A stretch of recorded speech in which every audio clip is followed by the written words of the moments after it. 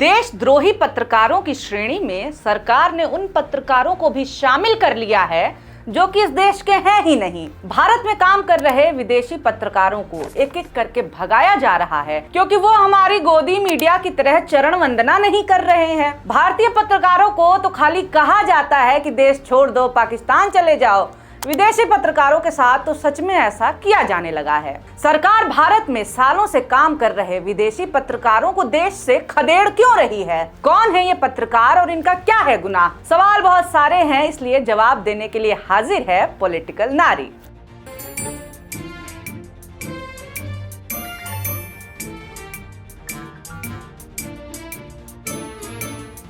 नमस्कार, मेरा नाम है निवेदिता शांडिल्य और आप देख रहे हैं पॉलिटिक्स। सेबेस्टियन फार्सिस फ्रांस के एक पत्रकार जो कि 2011 में भारत आए, पिछले 13 सालों से भारत में पत्रकारिता कर रहे हैं, अब उन्हें ये देश छोड़ करके जाना पड़ रहा है। देश में काम करने के लिए विदेशी पत्रकारों को वर्क परमिट गृह मंत्रालय द्वारा दिया जाता है। वीजा की तरह इसे भी रिन्यू कराना पड़ता है। पिछले 1 दशक से ज्यादा समय में सेबेस्टियन को वर्क परमिट मिलने और रिन्यू कराने में कभी कोई दिक्कत नहीं हुई थी, मगर इस बार गृह मंत्रालय ने उनके वर्क परमिट को रिन्यू करने से मना कर दिया, जो कि सेबेस्टियन के लिए देश निकाले के आदेश जैसा है। उन्होंने एक भारतीय नागरिक से शादी की है। सेबेस्टियन के पास OCI कार्ड है, जिसका मतलब होता है overseas citizen of India. Sebastian का वर्क परमिट मार्च में ही रद्द कर दिया गया था, जिसके कारण वो पिछले 3 महीनों से काम नहीं कर पा रहे हैं और आर्थिक संकट से जूझ रहे हैं। मीडिया से बात करते हुए उन्होंने कहा कि इस समय मेरा परिवार बिना इनकम के है, मुझे और मेरे परिवार को देश छोड़ना है। मैं और मेरी पत्नी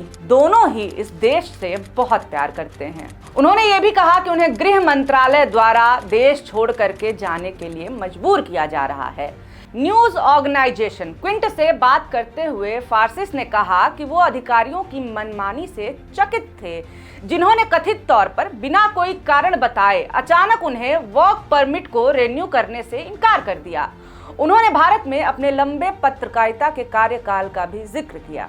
फार्सिस बताते हैं, मैंने तुरंत उन्हें जवाब भेजकर पूछा था कि उन्होंने मेरा आवेदन क्यों अस्वीकार किया है, लेकिन मुझे कोई जवाब नहीं मिला। फिर मैंने अपने वकील के माध्यम से समीक्षा के लिए आवेदन किया, स्पष्टीकरण मांगा और उनसे मेरे मामले पर पुनर्विचार करने का अनुरोध किया, लेकिन इसका भी मुझे कोई जवाब नहीं मिला। सेबेस्टियन को उनका वर्क परमिट रिन्यू ना करने के पीछे क्या कारण है, ये नहीं बताया गया है। इस बारे में उन्हें कोई जानकारी ही नहीं दी गई है।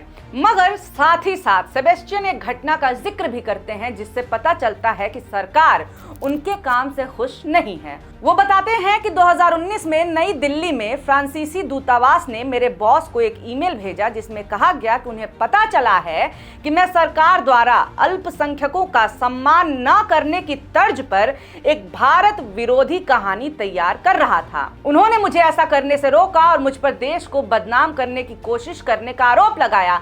हालांकि मैं ऐसी कोई स्टोरी नहीं कर रहा था और इस बात से हैरान था कि भारत जैसे लोकतांत्रिक देश में स्वतंत्र मीडिया को ऐसा ईमेल भेजा जा सकता है। फार्सिस जिस तरह की पत्रकारिता कर रहे थे वो मौजूदा सरकार में स्वीकार्य है ही नहीं।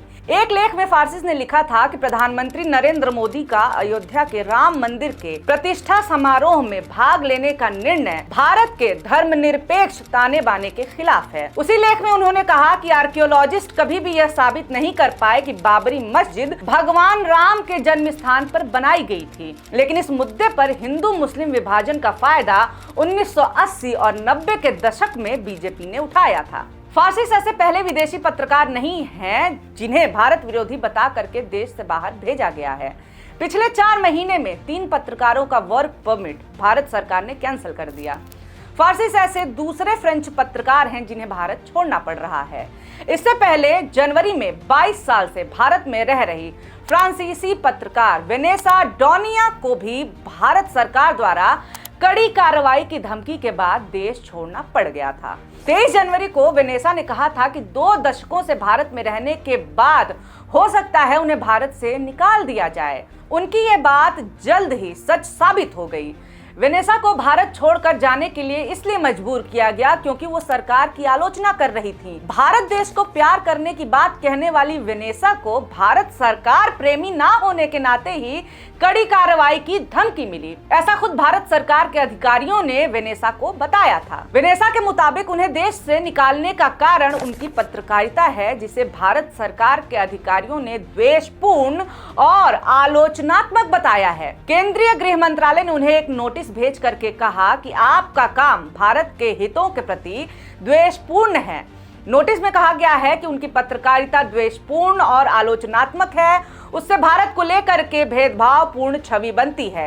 इसके अलावा उनकी गतिविधियां अशांति भी भड़का सकती हैं और शांति भंग कर सकती हैं। ये बात जानने वाली है कि डोनियाक के पति भी भारतीय हैं। वेनेसा आखिर ऐसी कैसी रिपोर्टिंग कर रही थी जो कि भारत के खिलाफ था या जिससे देश में अशांति फैल सकती थी? ये सवाल आपके मन में भी उठ रहा होगा, तो जवाब सुन लीजिए। कोरोना के दौरान भारत में कैसे हालात बिगड़ते जा रहे थे, झारखंड में किस तरह अल्पसंख्यकों पर अत्याचार और हिंसा हो रही है, इसमें ईसाई और मुसलमान दोनों ही अल्पसंख्यक शामिल हैं। गुमला लातेहर की घाटियों में नेत्रहाट फायरिंग रेंज प्रोजेक्ट के खिलाफ 1990 के दशक से हो रहे प्रदर्शन की खबरें भी उन्होंने कवर की। ऐसी रिपोर्ट्स के कारण ही देश की बदनामी हो रही थी, जिसकी वजह से वेनेसा को भारत से भगाया जाना जरूरी लगा। भले ही सच ये हो कि कोरोना के दौरान बदहाल स्वास्थ्य व्यवस्था ने लाखों लोगों की जानें ले ली, ऑक्सीजन और बेड जैसी चीजें सरकार मुहैया नहीं करा पाई, मजदूरों को पलायन के लिए मजबूर किया गया।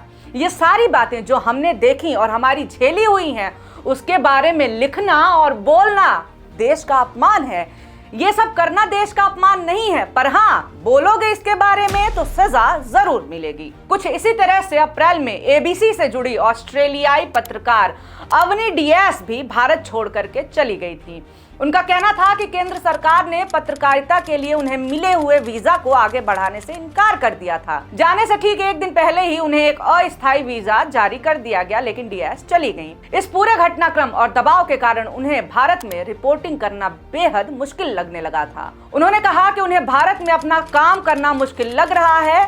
डियास ने 16 जून को फेसबुक पर लिखे एक पोस्ट में दावा किया कि केंद्र सरकार ने यूट्यूब और फेसबुक को उनके वीडियो हटाने के आदेश भी दिए हैं। न्यूज संस्थान एबीसी ने भारत सरकार पर आरोप लगाया कि वो पत्रकारों से खुफिया तरीके से पूछताछ कर रहे हैं। एबीसी के अनुसार अवनी की डॉक्यूमेंट्री को यूट्यूब से हटाने के लिए भी भारत सरकार की तरफ से नोटिस आया हुआ था। 2022 में वाइस से जुड़े पत्रकार अंगद सिंह को एयरपोर्ट पर ही रोक दिया जाता है और उन्हें वहीं से वापस अमेरिका भेज दिया जाता है। इतना ही नहीं, ओसीआई कार्ड धारक अंगद सिंह को ब्लैकलिस्ट भी कर दिया जाता है। अंगद सिंह को निर्वासित किया जाता है उनकी डॉक्यूमेंट्री इंडिया बर्निंग के रिलीज के बाद विवाद छिड़ने पर। इंडिया बर्निंग डॉक्यूमेंट्री में नागरिकता कानून लाने के बाद दिल्ली में हुए दंगों पर बात की गई है। भारत में मुसलमान टारगेट पर हैं और कैसे इस्लामोफोबिया सरकार का हिस्सा बन चुकी है, ऐसी बातों पे ही भारत सरकार खफा हो गई थी। अंगद भारत में कोविड संकट के साथ साथ किसान आंदोलन पर भी फिल्म बना चुके हैं। अंगद सिंह को बिना कारण बताए ही ब्लैकलिस्ट में डाल दिया गया था और इस पर खुद कोर्ट ने सवाल पूछे थे। ब्लैकलिस्ट किए जाने के खिलाफ सुनवाई के दौरान जज ने कहा कि पहली नजर में मैं ये स्वीकार नहीं कर पा रहा हूँ कि आप इन्हें ये भी नहीं बता सकते कि इन्हें ब्लैकलिस्ट क्यों किया गया है। डिवाइडर ऑफ इंडिया लेख याद है आपको? जी हाँ, न्यूयॉर्क टाइम्स में छपे इस आर्टिकल को लिखा था आतिश तासीर ने। आतिश तासीर के पास ओसीआई कार्ड था जिसे रद्द कर दिया गया। आतिश तासीर भारत की वरिष्ठ और जानी मानी पत्रकार तवलीन सिंह के बेटे हैं। देश के इतिहास में नरेंद्र मोदी पहले ऐसे प्रधानमंत्री हैं जिन्होंने एक भी प्रेस कॉन्फ्रेंस नहीं की। वो केवल पहले से तैयार स्क्रिप्ट वाले इंटरव्यू, वो भी चुनावों के दौरान, केवल अपने वफादार पत्रकारों को देना पसंद करते हैं। ऐसी आदत वाले प्रधानमंत्री नरेंद्र मोदी जब अमेरिका दौरे पर गए तब उन्हें लोकतांत्रिक अमेरिका के फ्री प्रेस का सामना करना पड़ा। वॉल स्ट्रीट जर्नल की पत्रकार सबरीना सिद्दीकी ने भारत में अल्पसंख्यकों की स्थिति पर नरेंद्र मोदी से सवाल पूछा, जिसका उन्हें गोलमोल करके ही सही पर जवाब देना पड़ा। मगर प्रधानमंत्री से सवाल पूछने की हिमाकत करने वाली सबरीना को इसका खामियाजा भी भुगतना पड़ा। भाजपा आईटी सेल के ट्रोल्स ने उन्हें सोशल मीडिया पर जबरदस्त तरीके से ट्रोल करना शुरू कर दिया। सबरीना को इतनी धमकियां मिली कि अमेरिकी सरकार को उनके बचाव में आगे आना पड़ा। व्हाइट हाउस की तरफ से जारी किए गए बयान में मोदी की पार्टी भाजपा की तरफ से सबरीना सिद्दीकी के ऑनलाइन उत्पीड़न की निंदा की गई। बयान में कहा गया कि सिद्दीकी ने व्हाइट हाउस प्रेस कोर का अविश्वसनीय रूप से अच्छा प्रतिनिधित्व किया है और ऐसे सवाल पूछे हैं जो हम में से कई लोगों की सूची में सबसे ऊपर थे। दुर्भाग्य से तब से उन्हें ऑनलाइन उत्पीड़न का सामना करना पड़ रहा है, जिसमें प्रधानमंत्री की राजनीतिक पार्टी से जुड़े लोग भी शामिल हैं, जो उनके उद्देश्यों, उनके धर्म और उनकी विरासत पर सवाल उठा रहे हैं। अमेरिका में अपने इस कटु अनुभव से प्रधानमंत्री ने सीख ली और भारत में G20 कवर करने आए विदेशी पत्रकारों को प्रेस कॉन्फ्रेंस करने और सवाल करने की इजाजत ही नहीं दी।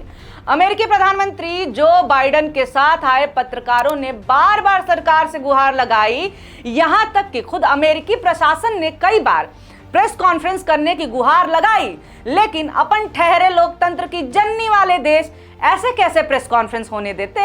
बेचारे बाइडेन को वियतनाम जाकर ही प्रेस कॉन्फ्रेंस करना पड़ा। अब देखिए, बात तो साफ है, अपने देश की मीडिया को खरीद कर, डरा धमका कर तो काबू में कर लिए, हालांकि कुछ हैं जो अभी भी नहीं मान रहे। पर इन विदेशियों को कंट्रोल करना बहुत मुश्किल है। देश में रहेंगे तो सवाल पूछेंगे, जवाब है नहीं, कमियां बाहर आ जाएंगी, गोदी मीडिया से बनवाई गई फर्जी इमेज खराब हो जाएगी। ये सब झेलने से अच्छा है कि इनको लात मार करके देश से बाहर निकाल दो। अरे भाई, सबसे बड़े लोकतंत्र में पत्रकारिता करना अपराध ही तो है। इस पूरे मामले पर आपकी क्या राय है, ये हमें जरूर बताएं कमेंट करके। और हाँ, वीडियो अच्छा लगा हो तो लाइक जरूर कर दें। ऐसे मुद्दे आप फिर से सुनते रहें, इसके लिए आप पॉलिटिकल नारी को सजेशन भी दे सकते हैं। और हाँ, हमारे चैनल मॉलिटिक्स को सब्सक्राइब करना ना भूलें।